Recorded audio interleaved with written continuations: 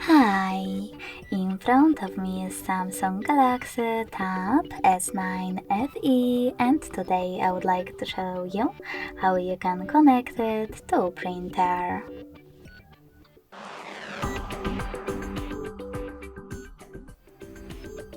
First of all, go into Settings and click on Connections right away. Then select More Connection Settings.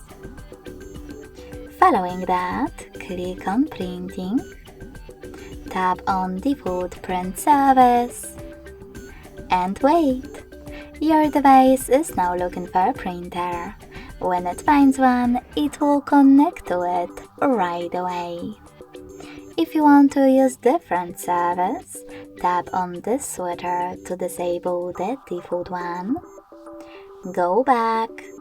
Select the download plugin and install the best one for you. When it's ready, go back to the same settings.